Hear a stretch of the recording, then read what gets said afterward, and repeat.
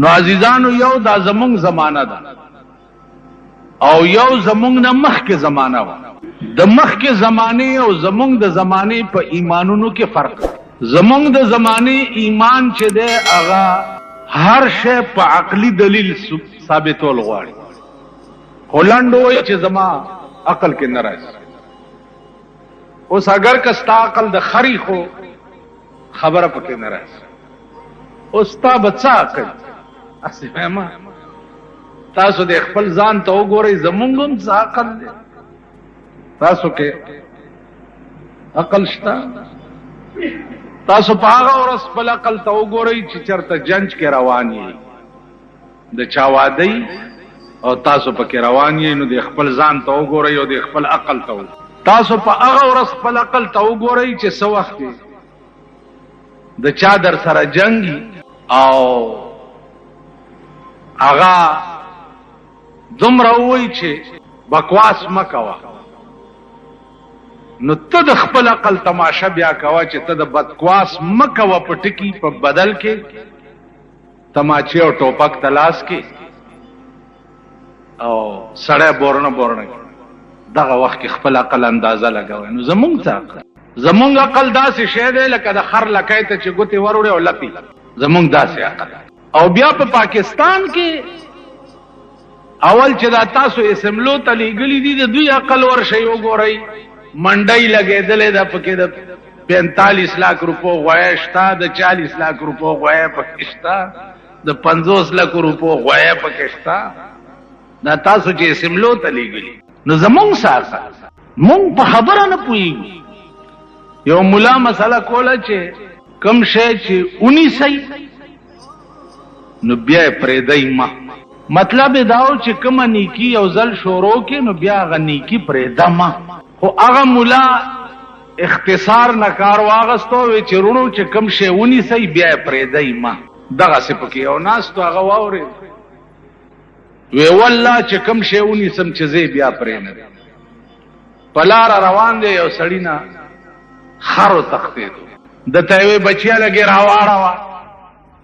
ده ورپسې منډه که چې منډه که خر مخکې دی ورپسې بل څه یې لاس له ور نه راغه د خر لکه یې لاس له ورغه لکه یې ونیو. او چې د خر لکه یې ونیسي خو هغه لتې کي که نه دواړه لتې شروع کړي. اوس خرې په لتو وایي او د لکه یې ټینګه کړې ده چې که پرې مې خوا نو د ملا په مسله مې عمل نه راځي ځکه چې ما وعده کړې ده چې کوم شی ونیسم نه پرېږدم. غاښونه یې په ټول مات کړه خر په لتو لتو. ملا له راغی او بېتابه پرېوت چې ملا صاحب خدای دې کور وران که په دغه مسله چې تا کړې وه چې کوم شی ونیسئ بیا یې مه پرېږده. سړي نه خر تښتېدلی او ما رانیوه چې لکۍ نه مې ونیوه که مې پرېښوی خو ستا په مسله مې عمل نه راتلو او چې مې نه پرېښو زما یې دا حال کو ټول غاښونه مې مات. ملا ورته ویل خدای دې کور وران که. نو زما د مسئلې دا مطلب و چې د خر لکۍ ونیسې نو بیا یې مه پرېږده. نو مونږ هغه قوم یو کوم ناروا دی چې مونږ یو ځل ونیوه بیا یې نه پرېږدو. روام چې ونیوه بیا یې پرېږدو. منځونه شروع کړو بیا یې پرېږدو. حج وکړو چې د حج نه راشو حجي پوکم رانه جوړ شي. حج نه چې راشي چې ځي نو ګز لکۍ وي چې راشي 33 ګزه لکۍ شي. تاسو خیال را نو ګیره پرېږدو بیا یې کله کړو. داسې ډېر کارونه تبلیغي جومات کې شي صاحبه سیروزې ولګئ چې لو ته لاړ شي چې په بله ورځ یې ګورې بیا د بازګل کوتک تې جوړي. هلکه څه بلا در باندې وشوه بیخ یم زه او یاره بس الله مجبوري. نو نیک کارونه مونږ چرې ونیوه بیا یې پرېږده لیکن بدایم چې نیولي دي بیا یې نه پرېږده. نو زما عزیزانو زمونږ عقل شته نه. عقل کې خو به د هغه سړي څه راځي چې هغه کې عقل خو وي که نه څه سوچ سمج خو پکې وي که نه. قرآن کې راغلي دي وما كنا معذبین حتی نبعث رسولا. زبا ترغی یو قوم تا عذاب نه ورکوم چې ترسو مې هغې ته رسول نه لیږلی.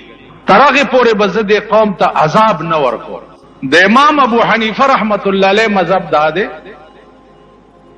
چې وما كنا معذبین حتی نبعث رسولا، دلته د رسول نه مراد عقل کامل او عقل سلیم مراد، دا مصطلح رسولان نه دي مراد. زب ترغی او قوم له عذاب نه ورکوم چې سو پورې مې هغه قوم ته عقل کامل نه ورکړي. د امام ابو حنیفه رحمت الله علیه مسلک دا دی چې 1,24,000 پیغمبرانو کې که یو پیغمبرم دنیا ته نه راغلی نو هر سړی په دې مکلف چې په عقل باندې به د خدای پیژندې. وګوره ابراهیم علیه السلام معصوم بچی نورې ولید، قال هذا ربي، دا زما خدای دی. فلما فلا چې نور پریوتو ابراهیم علیه السلام قال لا احب الافلین، فنا کیدون کې زما خدای نه دی. سپوږمۍ ولیدا، هذا ربي، فلما فلا قال لا احب الافلین. معصوم دغیږي بچی تا په عقل کامل سره دا معلومیږي چې الله لا زوال ذات دی، الله موجود ذات دی، افنا کیږي نه. نو که پیغمبرانو کې یو هم نه راغلی نو هر سړی په دې مکلفو چې په عقل کامل به خدای پیژني. لکه ګوره د رسول الله صلی الله علیه وسلم او د عیسی علیه السلام په منځ کې 600 کاله فاصله و، سکم زیات. دې ته زمانہ د فطرت و. په دې 600 کاله کې پیغمبر نه و. اوس علما وایي چې دې 600 کاله کې کم خلق پیدا شوي دي. ما په خبرو پوهیږي، خبرې ګرانې دي، مشکله ده چې په پوهیږي. ماما دا خبرې داسې دي وایي دیدن مې کور ته ولا یوړو په قدرمن اشنا میزان به قدر کنه. تاسو پوه شئ. اوس فطرت الوحی علما لیکي چې په دې 600 کاله کې دا زمانہ د چا په منځ کې و؟ په زور وایي دې 600 کاله کې چې کم خلق پیدا شوي او مړ شوي نو دوی له پیغمبر نه راغلی کړه. نو چې پیغمبر را نغه هدایت ورته نه رسیدو او بیا دوی به هدایت نه مړ شو نو دوی بیا جهنم ته لېږل دا زیاته نه ده. الله به دوی جهنم ته ولې لیږي؟ ځکه چې پیغمبر ورته نه دی را لېږلی. پیغمبر راغلی وی او دوی نه وی منلی، بیا جهنم ته د دې 600 کالو خلق له پکارو. پیغمبر را نغی نو بیا به دوی جهنم ته ولې الله لیږي؟ دلته هم دا جواب دی چې دا زمانہ د فطرت الوحی و. په دغه زمانہ د 600 کالو کې چې کومو کسانو خالی دومره منلی دي چې د دې کائنات مالک خدای دی او دا کائنات خدای پیدا کړی دی او دوه نه دي یو خدای دی، خو چې دومره په دماغ کې راغلي دي نو د دې 600 کالو خلق بم جنت ته ځي. نه منځونه کړي او نه حجونه کړي او نه روزې نیولې دي او نه څه کړي دي او نه څه کړي دي نه څه کړي، خو چې خالی په عقل سره د کائنات کې سوچ کړي او په سوچ دا معلوم کړي چې دا هیڅ موجود به موجود نه، نو د دې موجوداتو مالکم څوک شتا او دوه ولې نه دي یو ولې دی. ځکه چې دوه وای نو دا کائنات به اوس پورې رنگ وای، دا بوران وای، یو به ویلې باران کوم بل به ویل نه کوم، په جګړه به وای کائنات بوران شوی وای. لکه ملکونه چې په یو حال نه پاتې کیږي سره وران شي. یو ملک یو څه وای، لکه یو ځل چین الزام لګول او په هندستان باندې چې تاسو زمونږ ګډي پټي کړی باندې ولا جوړول سره ټسو ماري جوړ. مونږ او هندستان سره زمونږ یو اډوکه په منځ کې پاکستان شریف پرېخه ده، اډوکه غوخه تقسیم کړی دی، اډوکه پرېخه ده چې هغه ته کشمیر وای.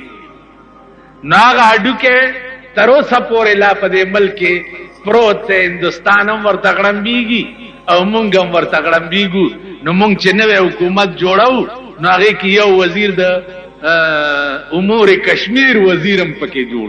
تاسو خیال راغی یو وزیر پکې د امور کشمیر، نو هغه کشمیر اډوکه چې ده الله لازمون خله ترازی او نه دغه خله ترازی. نو داسې ملکونه لکه څنګه چې بچ نه پاتې کیږي داسې که خدایان دوه نو دا کائنات بم کروڑونه او لکونه او اربونه کاله وشو تر اوسه بچ نه وی پاتې قرآن او دا الفاظ قرآن ویلی دي چې لو کان فیهما آلهة الا الله لفسدتا. اے پیغمبر دے قوم ته وایا که په دې کائنات کې د یو نه سیوا ډېر خدایان وې نو لفسدتا، د ازمکه او اسمانونه به دواړه وران شي. نو اوس په عقلم تاسو ګوره چې د دې ملکونو سال دې په خپلو سمون مسلمان قوم د خدای نه باغیان یو کسنمی د یری لباس راغستول شوی دی. اخبار کې راشي چې پلانی دی کې میزایل راو غورځیدو او پلانی دی کې دا غرا کټ سنوم دی سکټ شاورلیټ. ما هو درته وی کنه چې والله که په شو دو بو دی پڅ اړو پڅ پوي گئی نه ستا په دې ملک ډالر جوړي، ستا په دې ملک د 500 روپو لوټونه جوړيږي او په لکا کروڑه باندې چلیږي لګیا او چې بیا داغله سړې ونیسي 500 روپو لوټ یو غریب دکاندار تور کو هغه پوي نشي سمایا موړي چې واته نه ما تکړه تاتي واغستا لوټ بنوټي وخته نو داغه خو دې بیړه تبا کړه ته چې ونی وې شو په دوه مورز دې ضمانت. نو عرض میں دا عزیزان چې دا هم عقل کې راځي چې بل بسنګ دوکه کې په دې خار کې یو مشهور سړی او اجي تلیمار به ورته څه شی راوته تلیمار ناغه به د سلو لوټ درکې چې دا لګي ماته په کار دي ډېر ضروري خو چې د سلو به ورته تاش مارل نو په تلی کې به در نشل روپای ته وای نو سلو په ځای به شپک شل در نه وای. نو یو ورځ تانیدارونی وو منصور خان نامه واغونی وو نو مال راوستو چې جی دا جی تلیمار دے لګ نصیحت ورته ما ته وی چې مولانا صاحب زو تلیمار نه زو لاس هنر خرڅو چا دوس باندې کې لوټ مات کو ما هغه کې پوی نشي نو ما ته څه ګناه ده هغه پوی نشي دو لس شل روپای پکې هوا ما نو هغه به وقوف تلک عقل پکار دے کنه ما ته څه ګناه ده. تانیدار تمل خبره ټیکو کړه نو مونږه اجي تلیمار باندې خو پوي بنوټي لوډ چلولو باندې پوي اجي جالي دسخط باندې پويګو بنوټي کاپو جوړولو باندې پويګو او چرته چې د عمل د تللو سوال راشي چې زمونږ اعمال به څنګه تلل کیږي نو دا زما عقل کې نه راځي. د قربانای متعلق صرف دو خبر استاسو په مخ کې عرض کول. یو دا چې د قربانای بنیاد څه ده او دویم دا چې د قربانای احکام څه دي. عزیزانو بنیاد د قربانای چې ده هغه د حضرت آدم علیه السلام د زمانه نه تر اوسه پورې وقتن فوقتن دار چا په دور کې شوه او دا د تاریخ وغیرہ خبره نه ده، دا د قران کریم ذکر ده.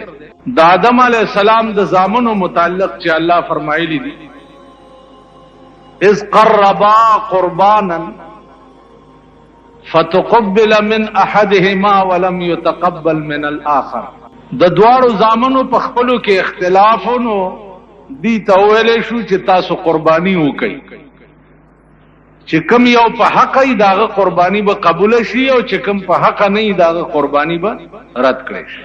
نو د پاغه دواړو په قربانای کې د یو قرباني چې وا هغه ګډوره و چې څو وخت کې د غره د پاسه کې خوي نو اسمان نه سشر راو او هغه ګډوره چې د هغه اوچت کو.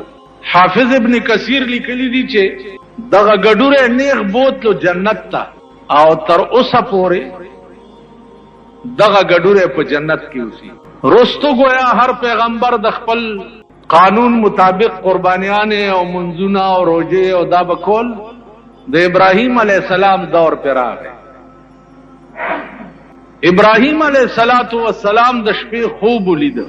اوس دلته یو خبره په ذهن کې کېدی چې ما خو پروسه کال په وحی باندې ډېر تفصیلی باز تاسو ته کړم او دومره قدر یاد لرئ چې د پیغمبر خوب چې دی هغه هم وحی خوبونه درې قسمه خلق ګوري، یو پیغمبران ګوري، یو نیکان او اولیاء الله ګوري، او یو مونږ غوندې خلق گناہگار روسیا مردار دا قسمه خلق ګوري. دې کې فرق دا دی چې پیغمبر چې کم خوب ګوري هغه وحی وی، هغه دروغ نه. اولیاء الله او اتقیا د دین چې کم خوب ګوري اکثر رښتیايي او کله کله پکې غلطي.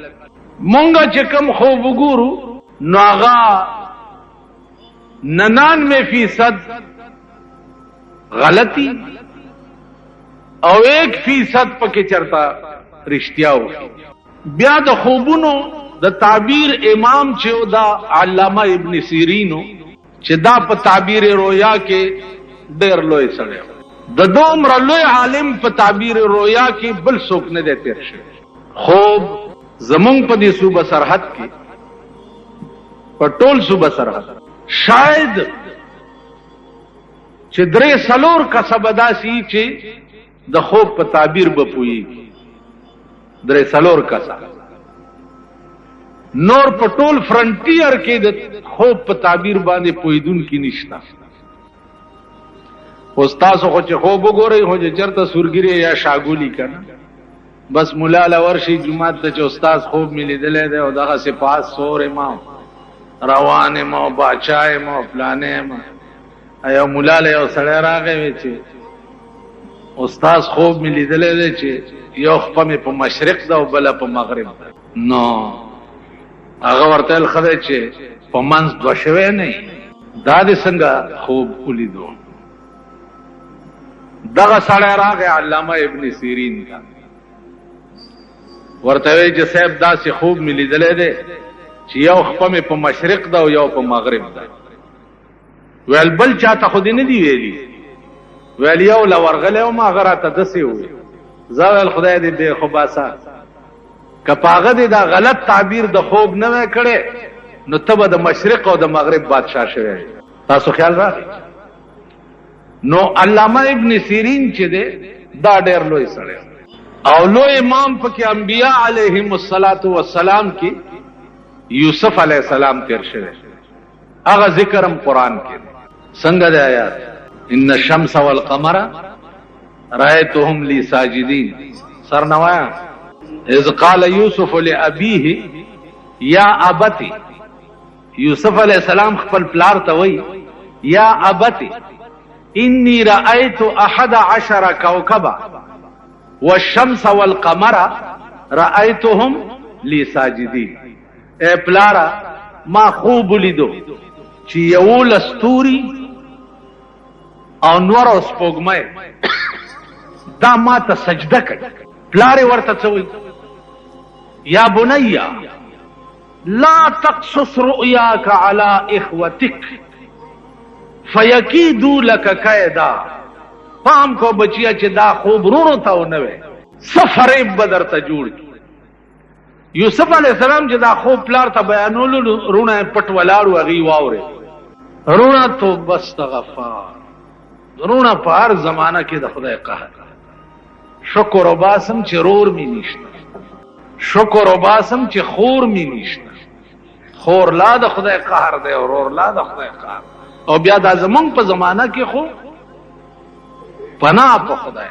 رونو خپلو کې صلاح وکړه یو لسواړو چې راشي کنه پلار له خوبونه بیانای په دې چل پلار ته ځان نږدې کوي او مونږ رستو کوي. راځي چې چرته ګړن ته وګورو. لوی باس ته قرآن کې سورۃ یوسف کې چې په فریب بوتلو کوی ته وګورو.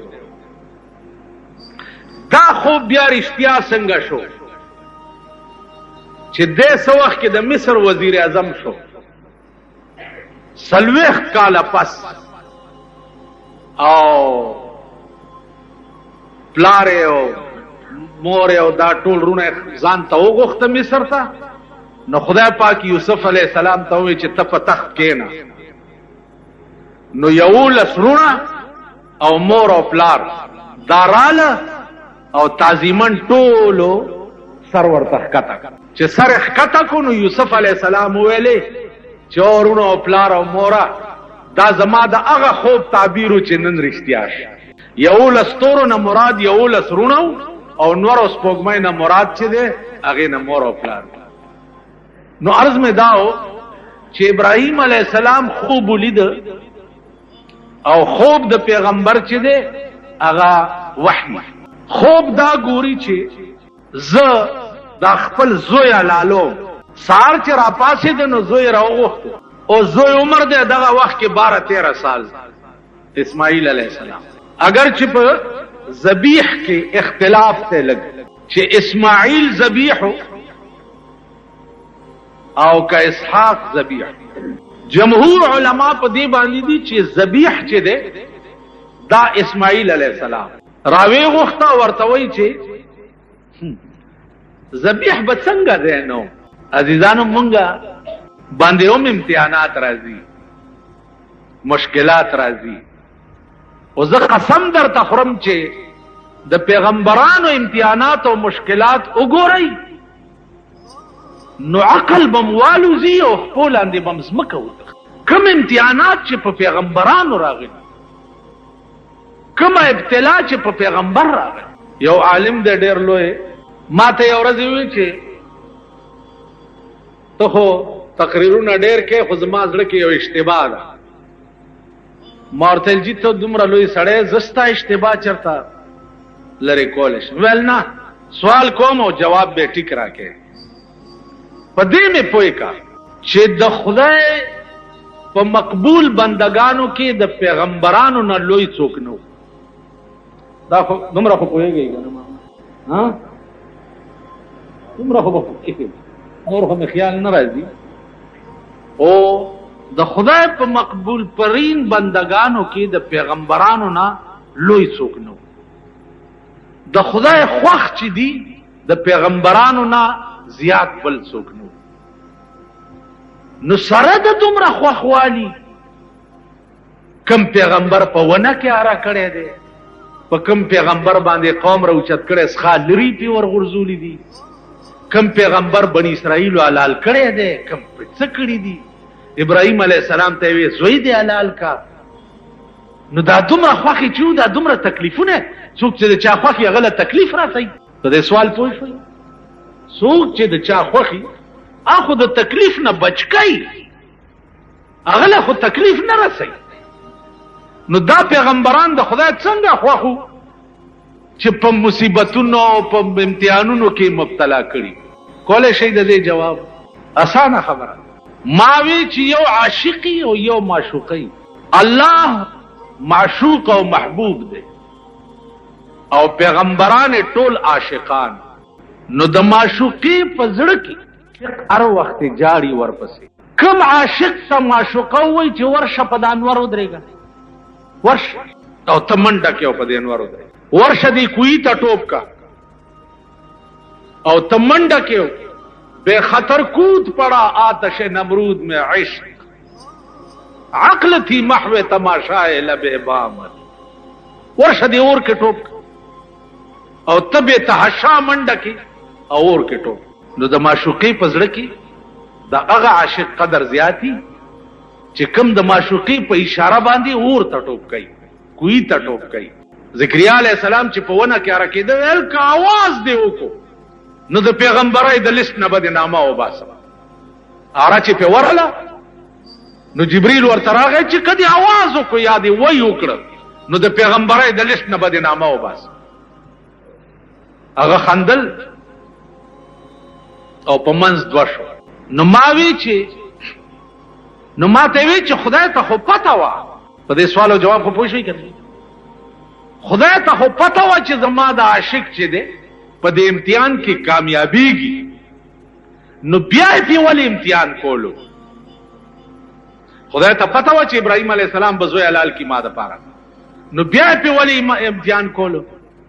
نو ما ورته ویل چې مولانا صاحب خفه نه شي د امتحانات د پیغمبرانو چې دا تا او ما دپاره تا او ما دپاره سبق و چې تاسو وګورئ ما په خپله خدای کې پیغمبران په دومره لوی لوی امتحانونو کې اچولي او د الله د خدای نه شکایت نه وکړی نو که په تا مې امتحان راوستو چې شور ونه کې. اوس مونږ څنګه یو چې د یو وخت د ځان د پاسه کوک شي نو ځان هغه ساعت له خدای مرور کې یو وخت تبا دی ونیسی وای خدایا زدی لیدلې ما زوی دې مړ شي وای خدایا زما زوی دې لیدلې نو استاد وینو د بل چا مړ کړي وي دا استاد ژوندې ګرځي بیا د دې زمانه زامندار امیان په دې زمانہ کې خو زامنو ته ګوره د مولا زامنو ته ګوره د خدای قهر د پیر صاحب زامنو ته ګوره د خدای قهر دی د میا صاحب زامنو ته ګوره د خدای قهر او د معتبرو زامنو خو خدای چې بربند په سرک منډي نه وي خزو ته ګوره جنکو ته ګوره یو حال جوړ اوس خو خزي نور په نالت اوس خو که خزي تکړت کوي وي زمونږ بچی ده په پاکستان کې لویه ترقی چې وشوه ما په 40 کاله پاکستان کې اس ترقی نه دلیدلې کسو کوئی چې پاکستان ترقی کړي دا پشکرو غل خوري د غلو ډکه لارې بخوري کدا وای چې پاکستان ترقی کړي جاستان دې جوړ کړي بم تان دې جوړ کړي لارې تان دې جوړ کړي موټر تان دې جوړ کړي اټم بم تان دې جوړ کړي اټم بم لاړه الته دغه سره بیا معاهده وکړه چې امریکای صدر بوش برش په ومګېدو وعده ور سره وکړه چې زه اټم بم نه جوړم ځکه چې زمونږ بتکده خو امریکا ده کنه هر یو چې راشي لاړ شي هغه ته زه چې وړو کې ومنو په دې جوګنشاه کې د سیکانو ګوردواره وانو دا سیکنای به را روانې وي سار وختي ګوردواره ته نو زه اوس ولاړې منو یو سیکنای بلې ته وایي چې کته چلیے هغه چې ګوردواره مٿا ټیکن چلیاں مٿا ټیکن نه بلاړو ګوردواره کې اگرن ته سجدا ولا ګولا بیا به تل دا دغه عبادت نو زمون ګوردواره چې دا امریکا دا خو چې څوک مشر شي متا ټیکن تال تلاړ شي او ورته وای چې ستا پر رحم و کرم بچلېګم چې صد دې زه هدایت وی هغه باندې بچلېګم او ماته د کرم په نظر وګور بټو صاحب چا پانسی کړي هغه امریکای کړي دی تقریر دلته په اسمبلی کې د امریکای خلاف وکړو ملکم په واړولو پانسیم نو زمونږه مٿا ټیکن ګوردواره چې دا هغه امریکا نو پاکستان څه ترقی کړي دا ترقی خو ورشه د نورو ملکونو وګوره د نورو ملکونو یو میخ په کې د بل ملکو نه ګور دا ملک دی دا کې څه شي ایر کنډیشنې دي د روس هغه 15000 تورسه فریجونه دي کته په باډي جوړه کې پارټس کم ځای نه راغلي دي تاسو تر یو ترقی په ملک منم چې د پاکستانو خزو داسې ترقی کړي دا او دومره لری لاړې دومره لری چې دا بستاسو هغه ومه پیړای چې د قبرونو نه راپاسي دا خزي به بیا خپل ځای ترانه ولې تاسو خو پرې دا کنه سحر میں یو مولا لیدو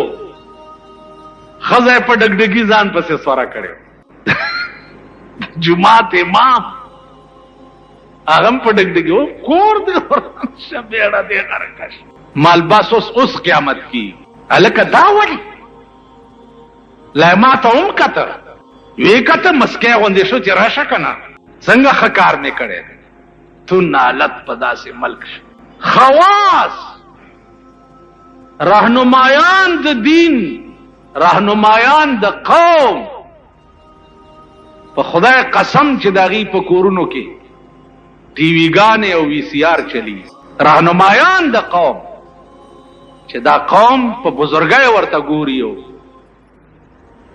لاسونه سپي اغي کورونه چو اولاد چې وګوري د اسلام نه بدړه تورش دا زمونږ حال دی نو ترقی د ملک صرف خزو کړي دا سړی نشته خزوا امتحانو د ابراهيم عليه السلام حکم ورته وشو چې ابراهيم اسماعیل د مور په غیږ کې ده او د بیبي نامه ده بیبي هاجره علیها السلام دا خزا او دا زوی دی د شام نه بوزا او د مکې په دشتو کې پریدا او ته ځه. خزا او زوی روان کړ د شام نه راله مکې ته. مکه دغه وخت کې وادي وه د دوو غرونو منځ، کم ځای کې چې اوس آب زمزم کوې دی دغه ځای کې خزا او بچی کینول او دی ته روان شو. خزه ورته ویل چرته ځې سړیه دا مونږ دې چرته پرېښو؟ ویل چې چا راته ویلي دي هغه ته مې پرېښوي او زه درنه لاړم شام ته. بیبي هاجرې ورته ویل چا درته ویلي دي؟ ویل او چا راته ویلي دي چې اسماعیل او هاجره دلته پرېږده او ته تې ځه. ویل ځه چې چا درته ویلي هغه پوهېږه او زمونږ بندوبست پوهېږه. ښځه وه. اسماعیل تږی شو، ماشوم دی لتې ټکوي، نو مور یې اوبه لټوي. د دې صفا مروه په دې منځ کې بیبي هاجرې او ترې منډې ووالې. کله به په یو غونډۍ وخته اوبه به یې لټولې، کله به په بله غونډۍ وخته اوبه به یې لټولې. آخر اوبه نه وې، ناامیده را روانه شوه. چې را روانه شوه دلته جبرائیل علیه السلام ته حکم وشو چې ورشه د اسماعیل په دې خپو کې اوبه راوباسه. ده لتې ټکولې او د خپو کې د اوبو چینه راوخوټ کېده.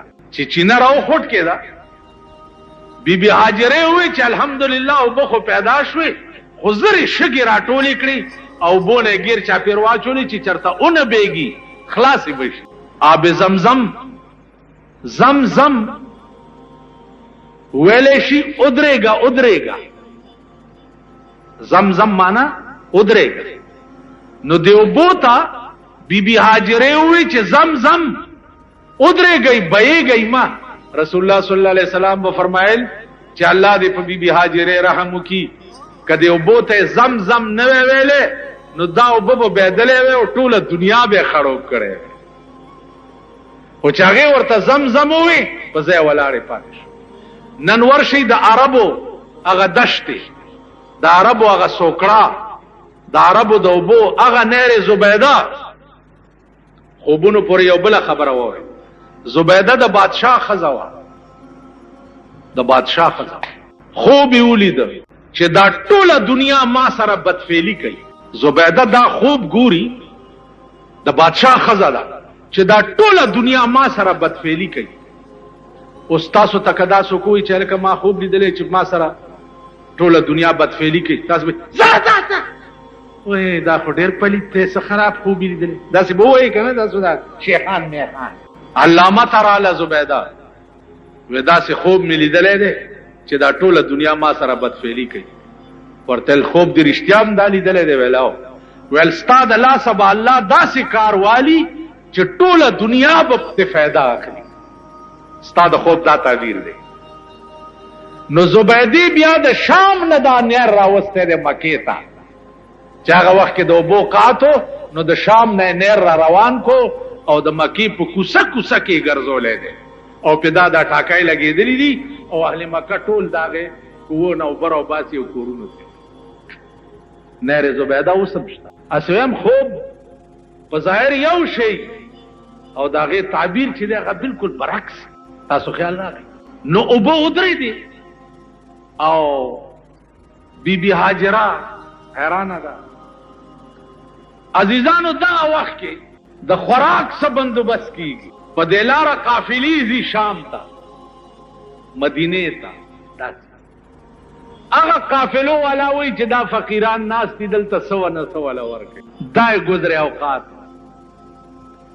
په دې اسنا کې اسماعیل علیه السلام د 12-14 کالو شو او مور به په دغه ځای ناسته وه او د قجورو چوپړه یې جوړه کړې وه او په دغې کې به مور او زوی 14 کاله دلته اوسې. حد دی د امتحان. علامه ثناء الله پانیپتي لیکلي دي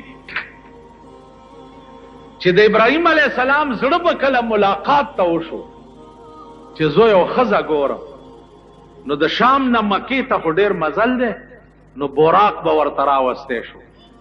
په بوراق به سور شو. بوراق مطلب دی د هلیکاپټر. دې کې به سور شو را بغې په مکه کې د دوی ملاقات به وکړه. بیا به ورته ویل چې ودې کته اوس ځه، نور زیات به نه یې سارېږي دلته. حدو د امتحان. پلار راغی او ښځه او بچی ناست او پلار ته وایي عزتې دوی به په دا دشت کې ناست. اوس په دې یو خدای پوه دی. ځان ته خپلو ګریوانونو کې وګورئ چې د غېږې بچی دی او ښځه دی، ته په میره کې پرېږدې او تا ته حکم وشي چې ته تېزه ستا پړه به څه تېري. حدو د امتحان. نو ابراهیم علیه السلام په داسې امتحان کې الله کامیاب کړی. زوی لال کا زوی ورته څه وایي چې پلاره خوب دې لیدلی چې ته ما لالی؟ وی چې او بچیا. زوی ورته وی قال یا ابت افعل ما تؤمر. اے پلاره چې څه حکم درته شوی دی زر هغه کار وکړه، زر کوه ما حلال کړه. پلار ورته وی بچیا ته به څه چل کې چې زه تا حلالوم؟ زوی ورته وی ستجدنی ان شاء الله من الصابرین. اے پلاره په خدای مې دې قسم وی زر دې چې بیا به مو مې مال را چې زه به ستا د چړې لاندې صبر کوم، ته به مې حلالې او زه به صبر کوم. دا د قربانۍ بنیاد دی. عزیزانو نوره قصه لږه اوږده ده. احکام یې دا دي چې ډای 3000 روپۍ چا سره وي هغې دپاره دا شرط نه دی چې کال پې تیر شي، هغه کال تېرېده شرط چې دی زکات دپاره دی. ډای 3000 روپۍ دې ورځو کې چا سره وي نو په هغه قرباني واجب ده. ځان له ګډوری نشي اخیستی نو چا سره دې حصه ونیسي. خو دا خیال دې کوي چې حصه دې داسې خلقو سره ونیسي چې د هغې پیسې مردارې نه وي. که اوو کسو یو غوا یا میخه په حصه کې ونیوه او په دې کې د یو سړي پیسې حرامې وي نو د دې شپږو نورم قرباني نه ده شوې. نو داسې ښکاره پلیت چې دی هغه نه به ځان ساتئ. مثلا د چرسو سوداګر دی، د پوډرو سوداګر دی، جوارګر دی، غل دی، ډاکو دی، که نه جي؟ نو داسې قسمه پیسو والاو سره به شراکت په څاروي کې نه کوئ. مزدور دی، دکاندار دی وغیرہ وغیرہ، دفتر کې بابو دی، زیات وسې نه رسی او 400-500 روپو حصه نیوی شي، داسې قسمه خلقو سره حصه ونیسئ. بلکې بزرګانو تر دې پورې لیکلي دي چې که د یو سړي وس بالکل نه او په قرض پیسې راواغستې او قرباني وکړه نو الله پاک به مخې کال له غني کړي. خو دا واجب نه دي او نه ضروري دي. شوق یې وویل چې کومه که داسې حکم نو مخې کال له به خدای پاک غني کړي. باقي بعضې خلک تپوس کوي چې څاروی ګوډ شي یا ښکرې مات شي یا څه شي. ګوډ چې داسې وي چې د حلالېدو ځای ته په خپله تلی شي، ګوډ ګوډ رواني، نو په دې قرباني کیږي. غوږونه غوس وي د بعضې څاروي، کم غوږ چې 3 سي وي 1 حصه غوس وي په هغې قرباني کیږي. 3 سي نه وي 1 حصه وي په هغې قرباني نه کیږي. دا عیب دی.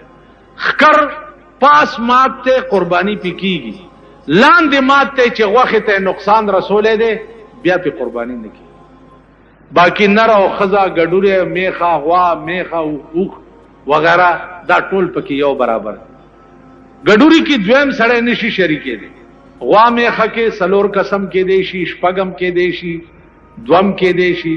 بعضې پوښتنه کړي چا کمقل نه وایي تاسو خو 4 یې طاق پکار دي. طاق سړي د خدای په قهر اخته شي په منډو شي چې هله وایي چې 4 یې اوس 5 کم ځای نه پیدا کړو. که 4 هم پې کېږي، که 2 هم پې کېږي، که 1 هم پې کېږي، که 7 هم پې کېږي، که 6 هم پې کېږي. ته پوه شې په خبر باندې؟ نو الله دې توفیق درکړي. پاتې شوه غوښه د قربانۍ. 3 حصې کول دي، مستحب کار دی. یو غریبانو ته، یو خپلوانو ته، یو ځان ته. اوس دې وخت کې سرمنی چې دي د قربانۍ عام طور د جماعتونو امامان چې دي د هغې ظاهر ذریعه معاش نشته، خو یا د قربانۍ سرمنی وي او یا سرسایه وي، دې ته غریبان ناست. نو چې امام غریب وي او بال بچه‌دار وي نو د قربانۍ سرمن او مغله به ورکوي. قصاب لدی که په اجرت کې د قربانۍ سرمن ورکا قربانی دی ناقصه شو قصاب لبه په اجرت کې نه ورکې تاسو خیال راغی نو قصابانو وی کنه چې دا سرمن مال راکا امام صاحب له نقدي پیسې ورکا نقدي څوک ورکې بیا امامان نو د دې وجنه بعضی خلق داسي چې امام سره چرته لوټه موټه او دسماتی لنی ورکړي نو چې قرباني دی مولا له سرمن ورک جمعات له تلو منو او د سراته نو چولو د داسې دله سړی سرمن معلم مولا ته وی سرمن ما زه 22 کاله امام پاتې شوم په بجلیګر کې 22 کاله په 22 کاله کې زما مقتدیان کې قسم قسم خلق مال کا سرمن امرانیز دی کنو تاسو سرمن او باس زایرکش سرسایا مزد سرسایا چې ته مال نن 15 روپے راکې ټول کال به ته په ماټه پر خرڅه او 25 روپے زما تنخواه وا په 25 روپے کې ز باچا ګرځیدم برید به مې تاو کړو د باچا پروا مې نه لرل زایمل سرمند ستا کپر وچی چیو ستا سرسایه نه خدای بیخ بنیادو بس مولا له براشه مولا دا پوزه دکېږي او تشېږي تاسو وظیفه مالی دي تاسو ترکارای مالی دي چې کوم طالب ل تاسو په لوخي کې اچو قسم په خدای دې 13 ورځو کې دی جمعه دا چې پکې ناس دي ترکاری راوړه چې طالبانو ګرم کړه دومره چینجیو پکې ځکه چې زدل ناس ته ما خام طالبان چې وظیفه راوړي زه ګورم تاسو خلک تاسو وظیفه ما ته پته ده تاسو سرسایم ما ته پته ده تاسو هغه قربانای ما ته پته بیا د قربانای غوښه اوچی کوي ډیری په فریجونو کې شپږ میاشتې خوري لګیای ماما خبره ده چې هغه د مومن کار دی تقریر کولو چې پولیس رات وي ده وختنه نری دی او د تورې نه تیر دی او دا خلک به تیریږي چې کور تراغه مور ورته چې بچیا دا رښتیا ده ویلاو مور د وختنه نری دی او د تورې نه تیر دی الای بچیا ابای خو دې پکې پریوته واخله زه خو پکې خدای راستی کا تیر شي نو تاسو د ابای رونه ټول پکې پریوتی مالک کې د چا سره نه لګي دا غوخه پلان نه موړه کته دې نه چې ماشومان راته ټول وهلي دا سی وایي کنه نو زمونږ نظام زندگی ټول ذاتیات دي نظام زندگی نو پدې ایمان باندې جنت غټل یا پدې ایمان باندې جنت تتلل ای خیال استو محال استو جنون یو خانو او زره جیره بزمکه و یو ملنګ ولا راغه خان ته تپوس کوي چې د کم ځای ویجی د پلانی څه حیثیت تشتا و خان دومره حیثیت مې دی چې څومره ستا دی زما عمره حیثیت دی خان ورته وي زما او زره جیره بزمکه ده ویل خان په خدای مې دی قسمی چې څومره زمکه ستا ده دومره زمام ده خان ورته په غوسه شو د خانانو خو اوهو الله دې ساتته خان ورته لخت تلاش کړي زما عمر زمکه ستاده ویلا قرآن راواله چې درته په لاس کېدم چې څومره زمکه ستاده دومره زمام ده و د ظالم بچیا په دې علاقه کې خو ما نه سیوا د بل څوک شته نه د اسمان نه را پریوته که د کم ده ویل راځه چې درته وښیم چې ستا عمر زمکه زمام ده نو ادیرې لی بوتلی دی ویل دې ځای کې به ته څومره زمکه کې سملی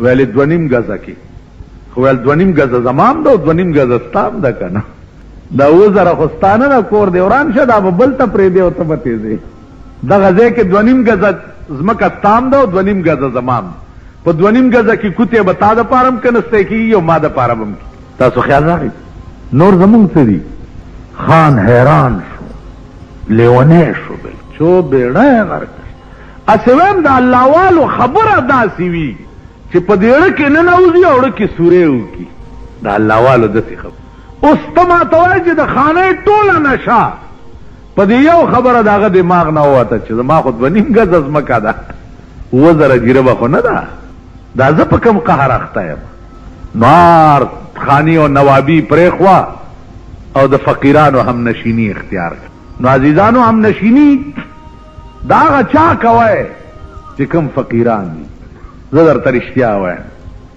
نن مې کته د دکان مخې ته د ډلې ډلې روان دیو. زما د بچپن په زمانه کې به ما لیده چې دلته زمونږ یو ادیره د فقیرانو ولا ورته وایي د کاکشالو سایډ، دلته به لوی لوی شوې ولاړې وې او دې شو لاندې به فقیران ناست او دوه کاڼي بیا داسې ایښي او لوټه به پې د پاسه پرته وه، په هغې کې به یې چای باندې کړې وې، په لوټه کې هغه به څکلې ونې لاندې به ناست. چېرته به چې هغه ځای نه بل ځای ته تلو نو خپله کمبل یا بړستن به چې واغې نه به یې پړی تاو کو او ترخ کې به یې نیولې او روان.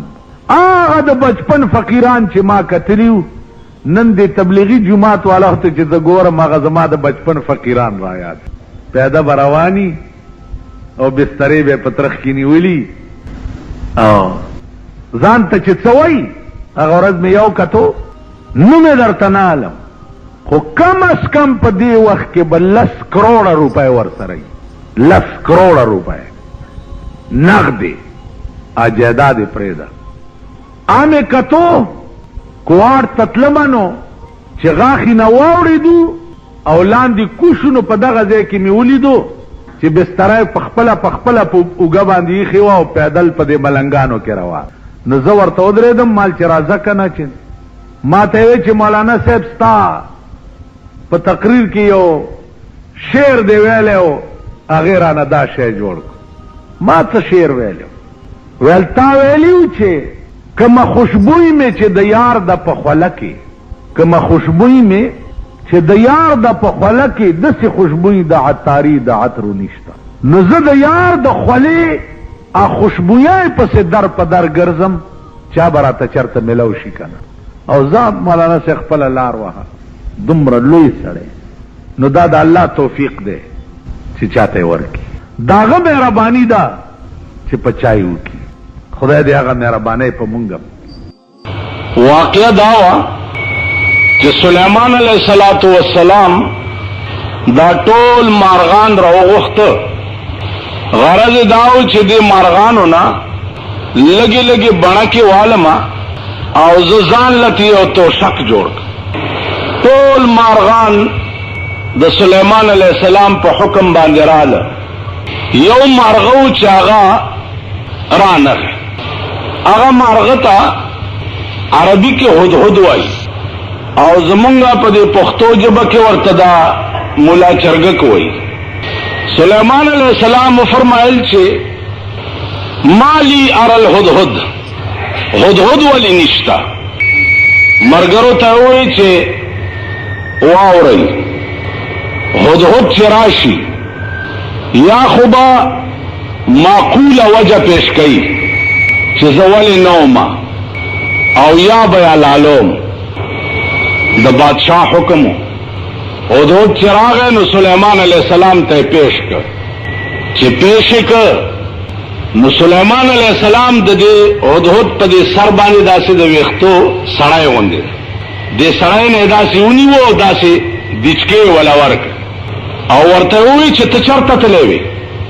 هدهد ورته ووایي چې او سلیمانه د هغه ورځې نه ویرېږه چې په کوم ورځ باندې به ته هم د چا په مخ کې پیش یې.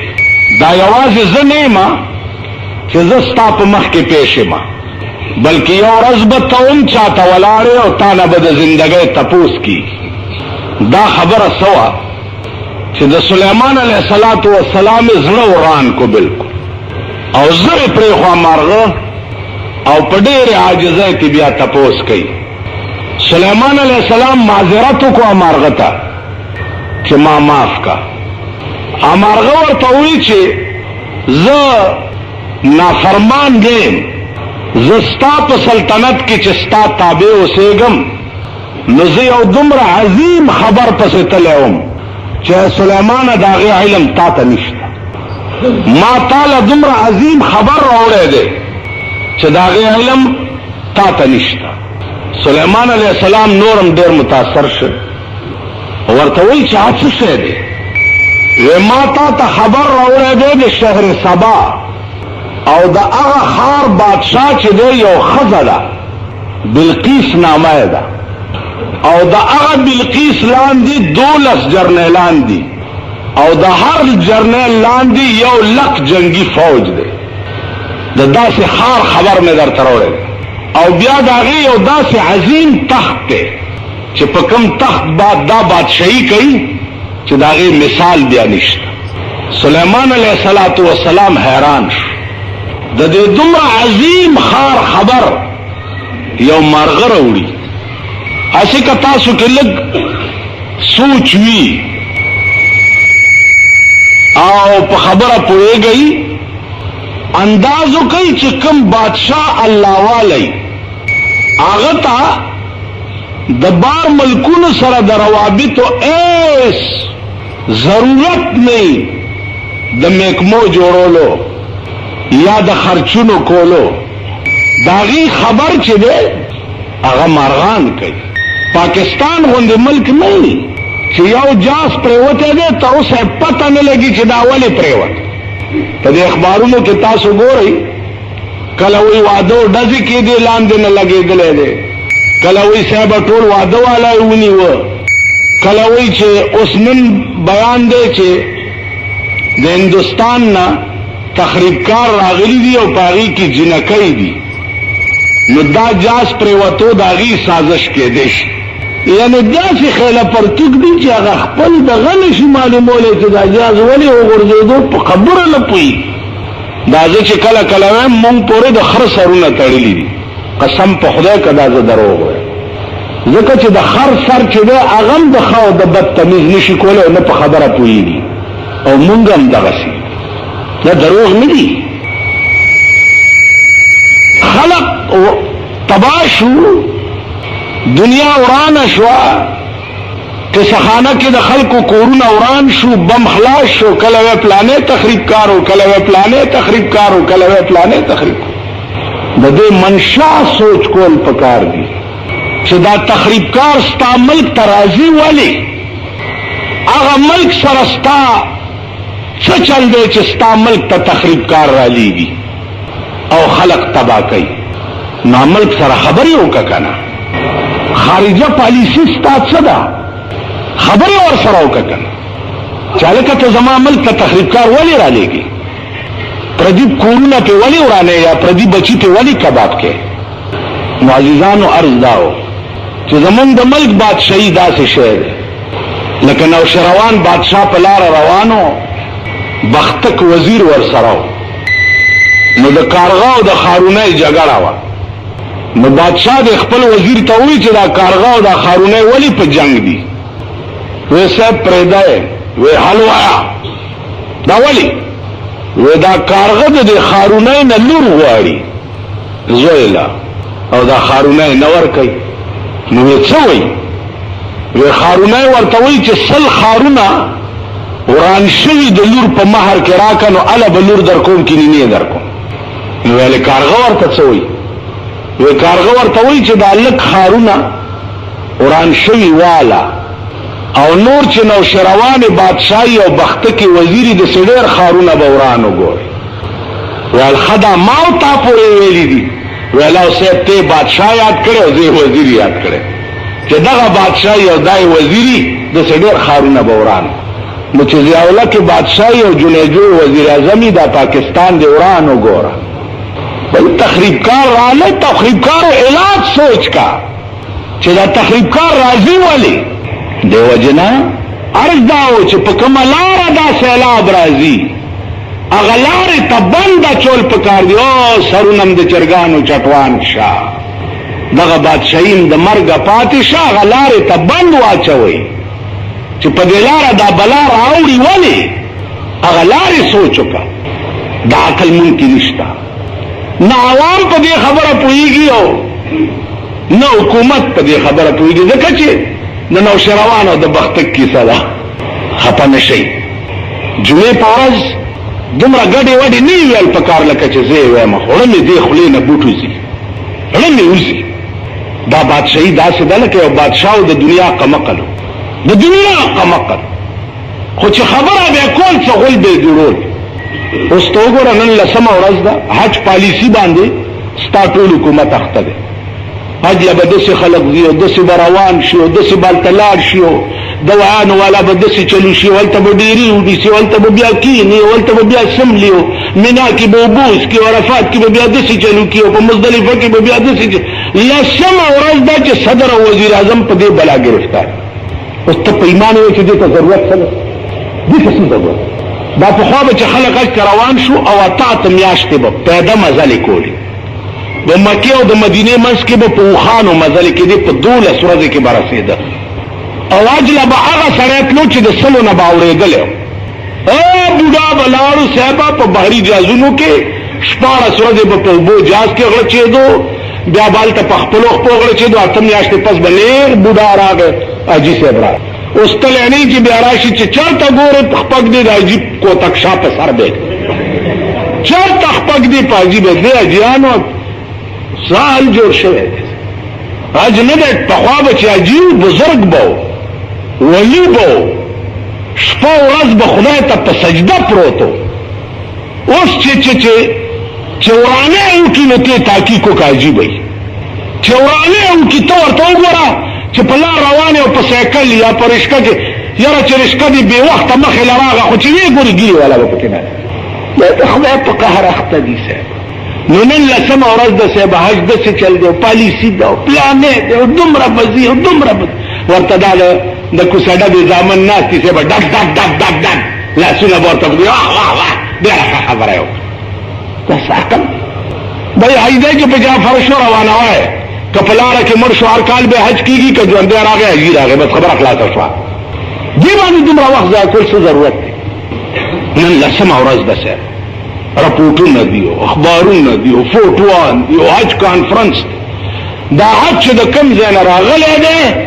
دا هغه ځای قانون سره وګوره په پاکستان کې څه کېږي دا هغه ځای قانون په دې کعبه چې کوم قرآن نازل دی دا د مدینې صاحب چې کوم قرآن په 23 کاله کې راغلی و هغه قرآن سره په پاکستان کې څه کېږي هغه دین سره څه کېږي هغه مذهب سره څه کېږي او صاحب دې ځنه لاړو مدینې زمونږ د په دې مخ نالتي چې مونږ په دې مخ مدینه کې رسول الله ته ودرېږو الصلاة والسلام علیک یا رسول الله ورته وایي مونږ چې ورته ودرېږو چې یا رسول الله هم ګوره اتا چې کوم قانون مونږ ته پرېښی مونږ د چیلو په شپول او د ویانو په استبل کې غورځولی دا قانون دا دی که نه دی الماری کې تاسو وګورئ دا سپارې پرتې دا قانون ورشه د انګریزي کتابونه مو ګوره په یونیورسټو په لایبرریو کې ستا قرآن مو ګوره چې په دې المارو کې څنګه پروت دا قانون دی عزیزانو بادشاہ دی انتهایی قمق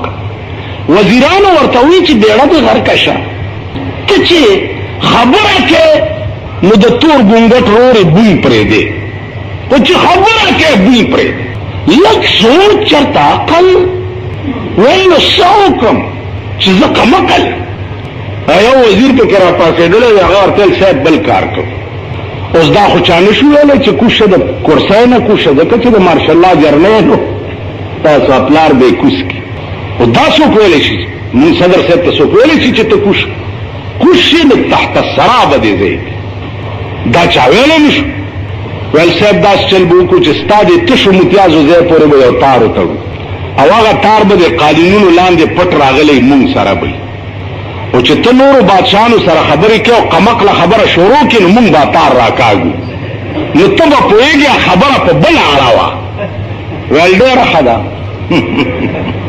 هسې هغه پورې څه له خاندي تاسو د ځان ته هم وګورئ بله ورځ دلته جنګ تېرېدو نو د دومره ګیرو والا پکې روان مخکې بینډ روانو او ګیرو والا پکې روانو ګلونو ګنټې پکې نو مال هم داسې وکته ویې خندل خفه کېږئ نه تاسو هغه ځای ته رسېدلي دي خدای په راستۍ که د هغه لیست لکۍ ده زمونږ به 3 ګزه وشي که هغه ځای ته مونږ ورسو دا مونږ له بدې ورځې ښیي وایي پیشو تر هغې پورې شیخی چې په مږو نه وي پېښه د تاسو د بدې ورځې ښیي خاندئ ما تار یې تړلی دی صاحبه خو چې خبره کوي او غلطه خبره کوي تار راکاږي په بله یې واروي یو ورځ یو بادشاه راغی تپوس ته کوي چې یاره په دې مې پوه کوي چې ستاسو په ملک هم د دې تار رواج شته دا بادشاه ورته وایي هغې ژر تار راکوچو بیړه دې غرقه شي اوس ته ورته دا وایې چې زما په تشو متیازو ځای پورې تارونه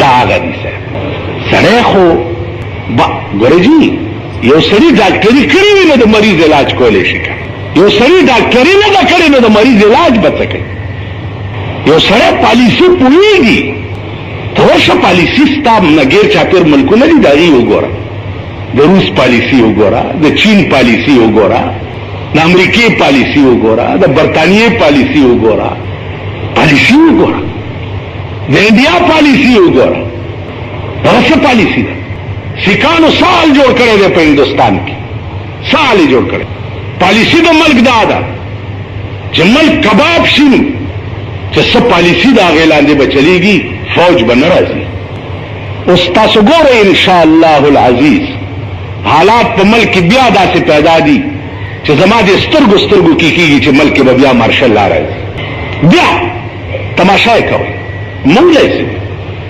مونږ هروره که مارشل لا شي هم خدای مهرباني پکار ده که غمی ده ولبئ دې غټانو له دې سرمایهدارو له دې لچاګانو له دې لوفرانو له دې بدماشانو له دوی له به غمي مونږ له غم نشته مونږ هسې ځان په مرګ حساب کړی مړی نو مړ به څه مړ شي غم به هغه څوک کوي چې چا د غم اسباب ځان ته جوړ کړي الحمدلله مونږ د غم اسباب ځان ته نه دي مونږ لمنه صفا ده نه د قوم غداران یو نه د ملک غداران یو نه د دین غداران ملک آباد غوښته ده په دین دوی ملک آباد غواړي په بې دینۍ غم به دغه لوی مونږ له نشته اسباب او حالات دوی داسې پیدا کوي حکومت په خپل حالات داسې پیدا کوي چې سهار راپاسې بیا به درته فوجیان په کوڅو کې ګرځي او ماشاءالله حالات دې له جوړېږي لګیا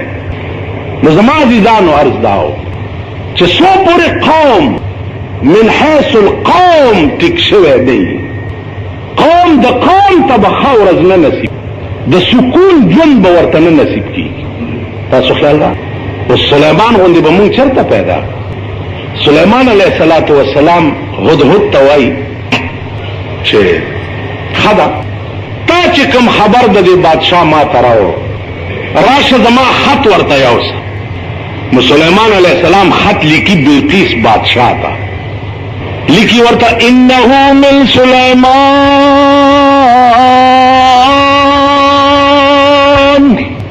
انه من سلیمان یعنی از طرف سلیمان بسم الله الرحمن الرحیم شروع کوم په نامه د خدای چې بخون کې او مهربان الله تعالی علی واتونی مسلمین او بلقیس په ما باندې اظهار د فضل مکوا خپل فوقیت د په ما نه ظاهره راشه او مسلمان شه برای راس آرڈر ورته کړ د طاقت ازمایي به ما سره نه کې راشه او مسلمان شه خطزی څنګه بلقیس بادشاہ تا د سلیمان علیہ السلام خطزی هغه د پاره سپیشل جاز څه شه دی د هدهد مارغه مرای ده هغه خط د ته په مرای کې واچولو او رسخت هدهد په هوا لاړو ارسمره لري مزل چو او بلقیس ته خط یوړو پلاره خطلو نشي مارغه دی نو پاس نه پیرات روشندان کې ورننه وته دا په تخت قدوا او هغه خط ولا پسینه کې چې پسینه کې خو بیا دې ورته په روشندان کې ناشته چې دا راوي خشوا چې پسینه ګوري خط ته چې پړاوي کو حیران شو چې دا زما محل دی بار پیری ولاړی دي څوک راتلم نشي دا خط راوړو چا او چې پروشندان کې وکړو دا مارغه دم ورته وکړه بدیته والوته پوه شو چې دا دې مارغه راوړي ترغه ورته ناستو چې ترسوي دې خط پړاو کړي نو په خدای قسم که په ټول پاکستان عقل راټول کې او په یو تله کې واچي او د هدهد عقل په بله کې واچي نه دا به تدرون شي ترغه ورته ناسته چې ترسو دې خط نه دی پړاو کړي. خط پړاو کو حیران او پریشان شوا. فوراً خپل میټینګ کال کړو. جنگي جرنیلان راوغوښته چې دا خط راغلی. جرنیلان ورته سوي و صاحب حکم کوه چې بس اټیک تی وکړو، ځکه د فوجي دماغ کې خو بل څه نه کنه سوا د جنگ نه. فوج په جنگ کولو پوهیږي، فوج په پالیسو نه پوهیږي. جرنیلانو رائے ورکړه چې بس حکم وکړه چې په اټیک کو په سلیمان علیه السلام باندې او ورځو کې. بلقیس ورته وی چې نه، خبره د جنگ نه ده، د خط ته سوچ وکړئ، په دې الفاظو سوچ وکړئ. الفاظ لیکلي دي انه من سلیمان بسم الله الرحمن الرحیم اللہ تعالی علی واتونی مسلمین. یہ الفاظ ته سوچ وکړئ. اول دی بسم الله ته وګورئ چې دې کې کوم دریاب بد دی. بیا اللہ تعالی علی واتونی مسلمین. من خو آرڈر تابع حکم کوا چې اٹیک کو. ودا چل لے چې دا سلیمان بادشاہم دے او دعوت پیغمبرایم کوي. دلا توفه او ډالۍ ورلېږما، کده بادشاہ وي نو توفه او ډالۍ به قبول کی او نور به چپ شي. بس زمون سفارتی تعلقات به قائم شي او دوستانه تعلقات به قائم شي او بده بغلی شي.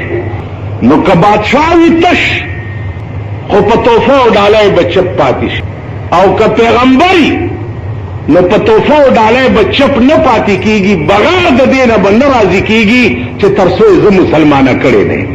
جرنیلانو وی چې بس ټیک ته چې څه وایم مونږ خو په نور څه نه پوهېږو. عزیزانو بلقیس توفه او ډالۍ تیاره کړه او سلیمان علیہ السلام ته ورولېږه. هغه ته اطلاع ورغه چې تا ته بلقیس توفه رالیږلې. هغه حکم وکړو چې تمام پیریان او دیوان دا په استقبال کې ودرېږئ، د بلقیس ډالۍ را روانه ده. او مارغانو ته حکم وکړو چې تاسو په د پاسه سوری وکړئ په میلونو. نو پیریان او دیوان په میلونو استقبال کې ولاړ دي او پاسه په سوری تنبوان په مارغانو کړی دی. هغې چې ورورسېدې چې دا حال یې وکتو او توفه یې پټه کړه چې دا خو زمونږ د بادشاه بېعزتي ده، که دا توفه او د دې شان په مخ. سلیمان علیه السلام ته چې نږدې ورله ملاقات وشو، ورته خبره وکړه چې دا هغې ورته وویل چې خبره دا ده بهي چې توفه او ډالو والا نه یم. بلقیس ته ووایه چې هغه اخري ټکی زما چې دی واتوني مسلمین، ته به راځې او مسلمانه کېږې به، زما او ستا جوړ به په دې راځي. او قاصدان یې واپس کړه. قاصدان چې واپس بلقیس ته ورسېده، بلقیس تیاری وکړو چې زه اوس پخپله ځم. سلیمان علیہ السلام ته اطلاع وشوه چې بلقیس پخپله راځي، نو سلیمان علیہ السلام د هغې د استقبال تیاری وکړو او تیاری داسې وکړو چې تمام پیریان او دیوان یې راوغوښته او ورته ووی چې ما ته د هدهد مارغه ویلی دي چې د بلقیس ولها عرش عظیم، داغی یو دومره عجیب و غریب تخت دی چې سړی ورته حیران شي. پیریانو ته یې ووی چې بلقیس خو را روانه ده، خو په دې مې پوه کوي چې د هغې نه مخکې به د هغې دا تخت دلته څنګه را رسېدلی، چې هغه د وطن نه راوځي او ما طرف ته راځي او د هغې نه مخکې د هغې تخت را رسېدلی. پیریانو ورته ووی چې صاحب دا خو ډېر اسانه خبره ده، راوبرسي. سلیمان علیہ السلام ورته وفرمایل چې څومره وخت کې به راورسي. عفریت د یو پیری نامه وه، عفریت، هغه ورته ووی چې د سترګو په رپ کې څومره وخت چې د سترګو په رپا لګي دومره وخت کې به د هغې دا تخت دلته پروت. عزیزانو چې را روانه شوه نو د سترګو په رپ کې د هغې نه مخکې د هغې تخت راورسېدو او د سلیمان علیه السلام تخت سره کې بلقیس را روانه ده او د استقبال تیاری دی صاحبه. پیریان دیو دیوان دیو مارغان دیو عجیبات. دغه مارغه سلیمان علیہ السلام تدام ویلیو چې د بلقیس پخپو ویخت دی. سلیمان علیہ السلام خیال وکړو چې دا خبره به څنګه رښتیا کیږي چې د بلقیس پخپو ویخت دی. اوس دا خو بادشاہ ته سړی ویلم نشي چې ته لږه پنسه اوچته که چې زه ستا خپې وګورم. دا مشوره وشوه. چې دا مشوره وشوه پیریانو دیوانو ووی چې صاحب دا به پزان پویم نه یو پنسې به اوچتی کی او ته به خپې وګورې. کومه لار چې د دې د استقبال دپاره جوړه وه هغه لاره کلهمه داسې د شیشو جوړه کړی شوه چې رانږدې کېدو سره به سړي ته دا پته لګېده چې دا اوبه دي. ترقي یوازې په پاکستان کې چغې والی کېږي ملک په تړکۍ روان دی، ملک په تړکۍ روان دی.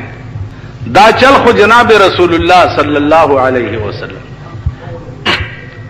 اهل مکه چې لاړ مدینه منورې ته نو اهل مکه هم کېنول او اهل مدینه هم کېنول او ورته ووی چې زه ستاسو په منځ کې رورولي جوړو ځکه چې دې کې څه خلق هجرت کړی دی د مکې نه راغلي دي مدینې ته او څه خلکو د مدینې باشندگان دي نو ملکونه هم جدا دي. زه ستاسو په منځ کې عقد مواخات قائموم. عقد مواخات معنا ستاسو منځ کې رورولي جوړو چې دا فرق د منځ وځي چې دا د مکې سړی دی او دا د مدینې. دا فرق به نه، فرق به صرف دای چې دا ټول د رسول الله صلی الله علیه وسلم روحانی اولاد، دا ټول مسلمانان دي. دی کې د مکی او مدنی فرق نشته. عقد مواخات یو سړی پکې را پاسې د مدینې باشنده و. هغه ورته ووی چې صاحب ما سره چې د چا رورولي جوړی ما سره نو د داسې سړي رورولي را سره جوړه که چې د چا ښځه نه وي، مکې نه راغلی مهاجر وي او ښځه یې نه وي. وی چې ولې؟ وی زما دوه ښځې دي چې زه یو ښځه وله ورکړم. رورولي یوازې دې ته نه وایي چې په خوله زه ووایم چې دا زما رور دی. زما دوه ښځې دي زه به یو ښځه طلاقه کړم او دله به یې ورکړم چې کور یې آباد شي. خو یو خبره ورته کوم، ښځه به هله طلاقوم چې دې کور ته بوزم او دواړه ښځې ورته وښیم نو چې کومه د ده خوښه چې هغه زه طلاقه کړم او دله یې ورکړم. وی دا ولې؟ وی دا ځکه که زه په خپله خوښه یو طلاقه کړم نو خدای پاک به وایي چې ستا کومه نه وه خوښه نو دې طلاقه کړه او دله دې ورکړه، نه چې دې خوښه کړي او زه یې طلاقه کړه. تاسو به مونږ به داسې به څوک عقد مواخات دې ته وایي چې کوم د اهل مکه او اهل مدینه او منځ کې. نن زمونږ په دې ملک کې سال دی، د سال جوړ دی، دا دیوبندی دی او دا بریلی دی او دا مودودی دی او دا پنجپیری دی او دا پلانې دی او دا څه د خدای په قهر دا ملک اخته دی. یو لوی قهر په دې پاکستان نازل دی، لوی قهر. او د دې قهرونو د نزول وجه صرف د پاکستان د نااهله حکومتونو په کار خدا دی چې د ملک حکمران مبلغ وي، د ملک حاکم مبلغ وي، تقریر کولی شي، نکاح تړلی شي، جنازه کولی شي، د جمعې منځ ورکولی شي، جلسه شوه پکې مذهبي او سیرت النبی باندې تقریر کولی شي. حکمران د ملک خدا سي پکاري.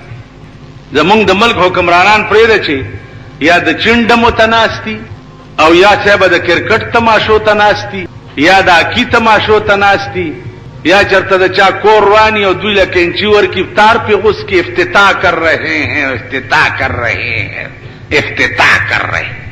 دا زمونږ د ملک حکمرانان دي. نو د ملک بیړه تباه کېږي د ملک د نااهله حکمرانانو د لاس. نو د ملک بیړه تباه کېږي د ملک د نااهله حکمرانانو د لاس. دوی کې دین نشته. بیا مونږ غوندې خلق روټي خلاصي چې مرګري کړي دي هغه روټي خلاص چې دوی سره په مجلس کې ورولې نوم د دوی صفتونه به د دوی هلکه هغه ورځې د کلو کې یو مدرسې افتتاح نو یو وزیر پکې تلی وه یو ملا را پاسېدلی دی وی رونو رونو د خوش قسمتای خبره بلا ده، تاسو پوه نه زه په دې نه یم چې دا وزیر دی دا صاحب خوشحال په دې ما چې په ملک څومره اسلامی مدرسې دي نو داغه افتتاح د په دې مبارک لاسونو دا تقریر ولا مولا کړي. اوس کې بچ د وزیر لاسونه مبارک دي نو کومه مدرسې افتتاح چې د دې وزیرانو په لاس باندې وشي داغه مدرسې دې خدای کور وران کی. افتتاح خو د یو لوی ولی او د یو لوی بزرگ د یو لوی عالم په لاس باندې د مدرسې افتتاح وکړ. نن دې بد قسمت قوم ته وګوره جاهل سړی براوري پاغي به د دین افتتاح دا دین شو. علما بناستی لوی لوی علما بناستی او جاهل به ورته ولاړی تقریر وکړي. زه خو چې ورځ تیریږي په خدای باور وکړه بالکل هم دماغ نا امید کیږي.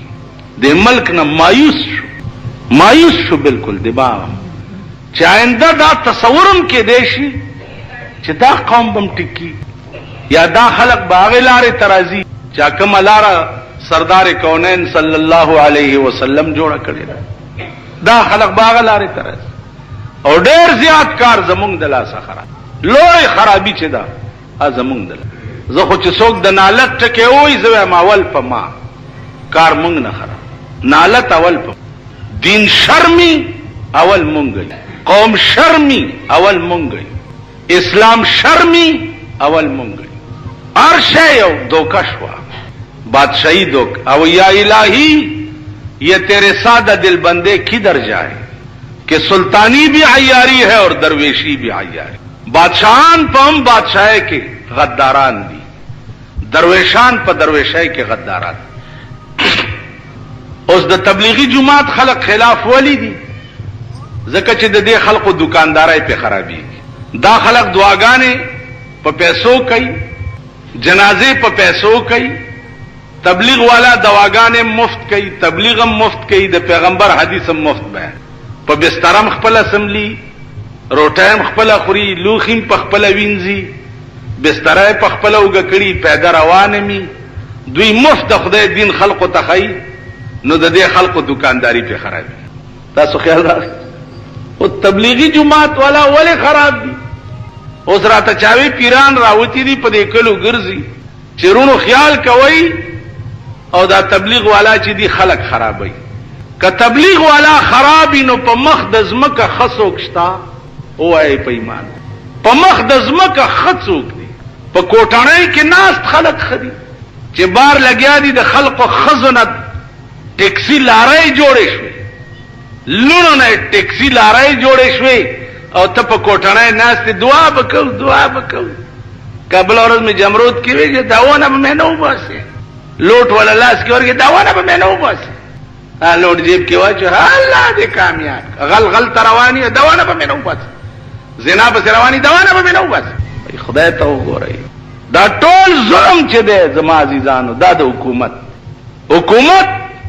ټیک حکومت راغی ته وګوره چې بیا سپېګمې څوک راکږي یو نه دی دا سپېګمې غوسې کړې او بیا کړک چاو کو نو مانه دا ګیره کله اوس ازادي ده سه داري بي دینه ازادي ده داري بي قادیانه وي ازادي ده شیعه ازادي ده بهاوله ازادي ده چکړاله ازادي ده کو ځان ته आवाज وکړي چې زه خدای ما ستاد ملک په قانون کې هغه د پرهیز دفع نشته زه پیغمبر ما ستاد ملک قانون کې هغه د پرهیز دفع نشته د ضیاءالک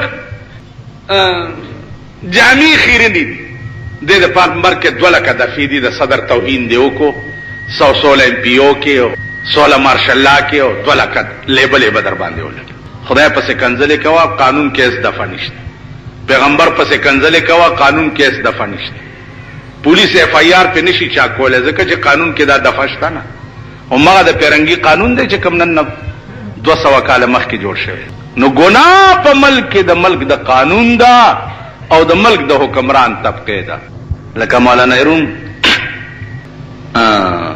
وای چې شب رحلت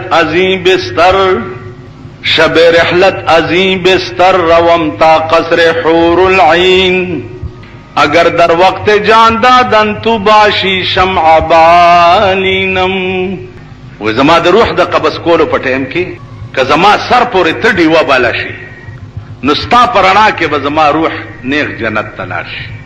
تاسو خیال راغی نو الله دې وکړي چې زمونږ ساوم د الله د دین بیانولو ټیم کې وي. دا لوی سعادت دا د خدای پاک هر چاته نصیب. نو زما عزیزانو عرض داو چې خلق مغو چې کوم مونږ نه مخکې تیر شي. اوس بلقیس را روانه ده او زمکه داسې هیئت باندې جوړه ده چې اوبخ کاری دا چې را نږدې شو نو پنسې داسې اوچتې چې اوچتې کې نو هغه د هدهد هغه خبره هم رښتیا شوه چې د دې په خپو ویښته دي. سلیمان علیه السلام ورته اوبه نه دي دا شیشه ده. د قدرت دې کې یو راز و. سلیمان علیه السلام ورته دا ثابتول غوښته چې د پیغمبر په مخ کې نور بادشاهان بې وقوفي شیشه اوبه نه پیژني. نو هغه لږه کچا غوندې هم شوه. تاسو خیال راغی شان و شوکت چې د ده د استقبال ولیده او تخت رااله. چې تخت رااله سلیمان علیه السلام ورته ووی چې په تخت کښېنه. دی ووی چې زه معذرت غواړم. هغه ورته ووی چې دا هغه ستا تخت دی ځکه چې تخت خو دې نه مخکې را رسېدلی. نو دا ورته ووی چې کأنه هو دې ټکي ته اوس لږ سوچ. بادشاہ ده کنه سر دی او دماغ دی تخت ستا دا دی. نو دا بلقیس ورته وی چې کأنه هو گویا هغه تخت همداسې و. دا نه وی چې همدا دی ځکه چې بلقیس دا پوهه وه چې کیدی شي چې دا بل تخت او زه ویم چې همدا دی نو زم بادشاہ یم د ده په مخ کې به زما بېزتي. نو ورته وی چې کأنه هو گویا هغه تخت همدا و داسې و. سلیمان علیه السلام ورته وفرمایل چې دا مغه تخت دی چې کوم ستا جای قرار و. دا څنګه دلته راغلی؟ ورته دا ستا د راتلو نه مخکې د سترګو رب کې دلته را رسېد. سلیمان علیه السلام په تخت ځان سره کېنوله. اوس بلقیس وی قالت رب انی ظلمت نفسی. الله فرمایي چې بلقیس وی چې اے الله ما په خپل ځان ظلم کړی دی. ما په خپل ځان ظلم کړی دی چې ما ټول عمر نور ته سجدې کړي. د بلقیس د ټول سلطنت خدای چې دی هغه نور دا په خپله او د دې قوم دوی به نور ته سجده کوله او نور ته به خدای. نو عقل سر لراغه او وی رب انی ظلمت نفسی. خدای ما دا دومره موده په ځان ظلم کړی. واسلمت مع سلیمان. خدای اوس مې په سلیمان علیه السلام ایمان راوړ. د عقل یو بله خبره واورئ. مونږ خو عقل سره ډزې کړي دي. مونږ د عقل په خبرو چېرته پوهېږو. دا خلق دی دې کې څه عقل دی. متیازې به وکړي او دس به اوچوي په لاره به روان دنیا ته به دا ښیي چې ما ګینې او دس وچوم زه مونځ ګزار یم. زما عزیزانو عرض دا و چې دې خلقو کې عقل راځي نو بیا به قیامت وختي. یو هلک دی په سایکل زلمی هلک دی داسې. نو د سایکل دا مخکې پایه یې اوچته کړه او په دې وروستی پایه دی. اوس چې په وروستی پایه دی نو مخې له وله ټانګه راغه چې د پایه لګوله خدای بچ کو کینې ورمیږ به یې مات وي. دا کومه مستی ده. نو عرض دا و چې یو تیراواله ښځه وه چا ورته وی خورې څه حال دی؟ هغې وی خورې پوښتنه ما که ډوبه ده و ډوبه به پاتې شي.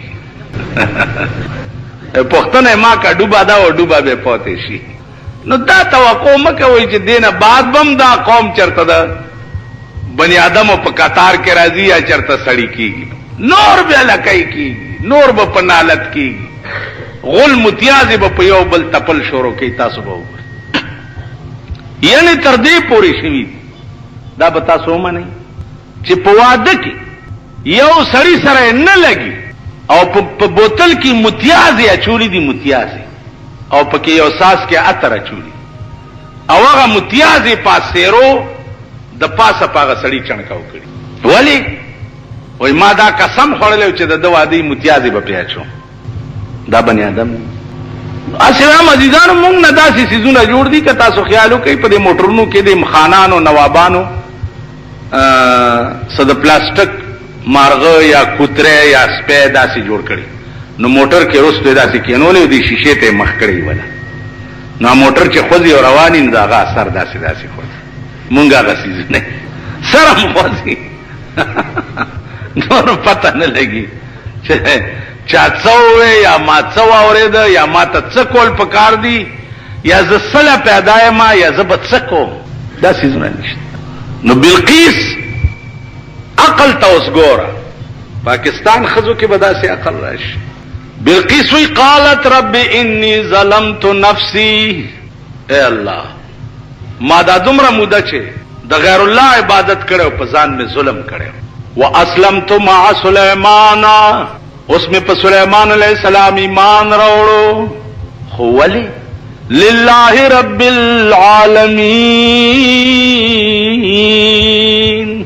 لله رب العالمین خدای د سلیمان د یری می اسلام نه راوړ او نه د سلیمان د بادشاہ د یری مسلمانه شوی حقیقت را ته معلوم نو چې اوس را ته معلوم شو نو خدای تا د پاره می ایمان قبول کړ تا د پاره د یری نه عزیزانو دغه بلقیس وا علما لیکي چې آخر الامر سلیمان علیہ السلام سره نکاح وش خبره مې دې پورې درته کوله چې د اسلامی دنیا بادشاہانو دعوت بل ملک لبا اول څه انه من سلیمان بسم الله الرحمن الرحیم الله تعالی علی واتونی مسلمین راشا او مسلمان شه نو زما عزیزانو الله دې دا خلق زمونږ د ملک سربراهان کی کم خلق چې په دې ملک کې اسلامی نظام راوستل نه غواړي او پلاره کې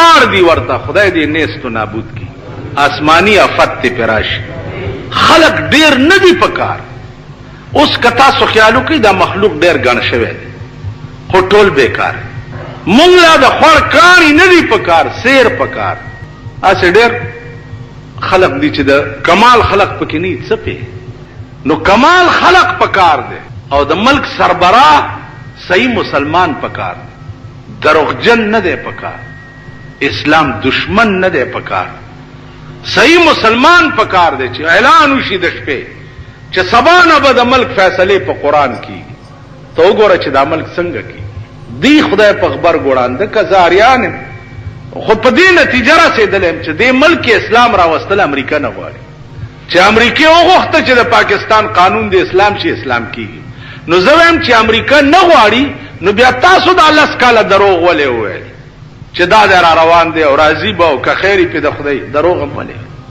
د دې دروغ به تاسو خدای ته جواب نه ورکړي نن همونګه او زمونګه د باروفات جلسه شروع دي جلسه ډېری زمونږ د اوګو خېټم جلسه انجمن تبلیغ قرآن او سنت جل زما وختیر شو اجدانو نه هغه د پاره چنده کولو مونږ په اوګي خېټه فارسی وایو د خلکو نو مانځنه پسم که چا سره پیسې وینو د چنده کې واچوي نو مونږه جلسو اجازه غواړو سه پلاني دې کې اجازه نه نه نه پلانې مولا نه نه نه نه پلانې نه نه نه نه که څه چلنه دا ملک چا اوران کو سټی موزا ملک علماء اوران کو کمل د انبر سرو میخ اوران ملک خو پاکستان خو خزو اوران سمره غله سړی چې دی تاسو ته قران ولا ورکی خزو د پاره غلي خزې نه سنباليږي داغي وند نه پوره کی رشوت کسو کړي والله خزو د پاره د خزو اخراجات نه پوره نو مونږ سره نور اتیار نشتا او نور سره نور حربې شتا بدغه چغیم دی او خدای تم وینا دا چې یا الله د دې ملک ته لاجو ساته دا پډېرو لوی وینو باندې جوړ شوی خود دې پیرنګیانو د پرکټیانو د لاس تباکیږي لګیا دي واخر دعوانا اصلند غوندې درته وختي التناس تم نو یو سړی مې کتو نو غنه پلاس کې ده غنه اوګد غنه